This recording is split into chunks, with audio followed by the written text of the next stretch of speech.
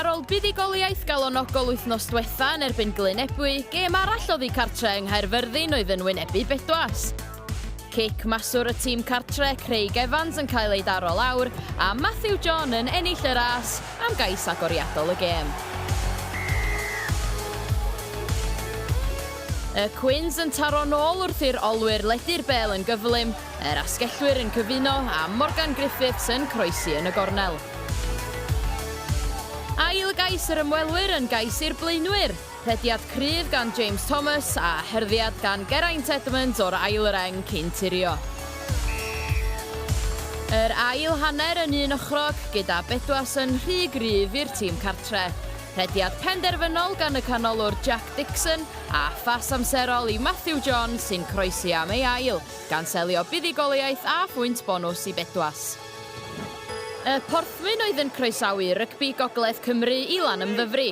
Y tîm cartre yn dechrau'n dda wrth i'r asgellwr Aaron Warren amseru i bas a'r canolwr Hodri Jones yn sgorio rhwng y pist. Roedd yr ymwelwyr yn teithio'n hyderus ar ôl y fuddigoliaeth munud olaf yn erbyn Merthyr a'r hyngipiad gan y canolwr Tom Hughes yn unioni'r sgôr.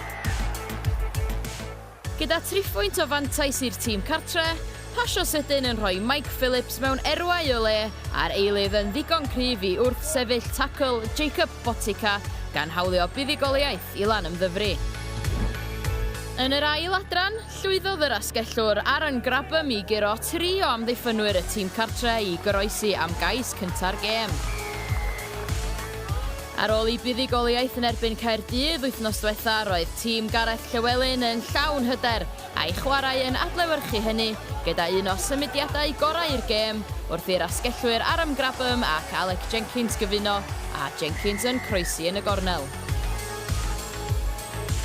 Gyda 3 phwynt o fantais i'r ymwelwyr ar yr hanner, aeth amddiffyn y tîm cartre ar chwal, a'r cefnwr Ed Hawley yn barod i ddawnsio ei ffordd drwy'r môr coch.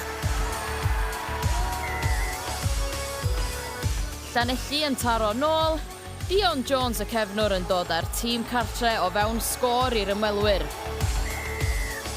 Ond yr amddiffyn yn dal yn fler, a chic yr eilydd Geraint Llywelyn yn manteisio, ac Ed Hawley yn croesi am ei ail gan selio'r fuddigoliaeth.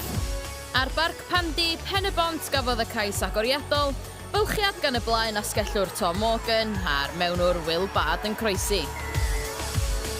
Sgrym ymosodol i'r tîm cartre yn rhoi'r llwyfan perffaith i'r wythwr Ieuan Jones i hyrddio ei ffordd drosodd am gais a buddigoliaeth i Cross Keys.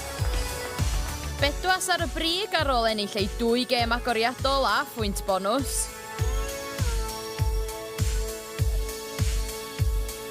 Pwynt bonws Castell Neath yn golygu bod nhw ar frig yr ail adran gyda Cross Keys yn ail.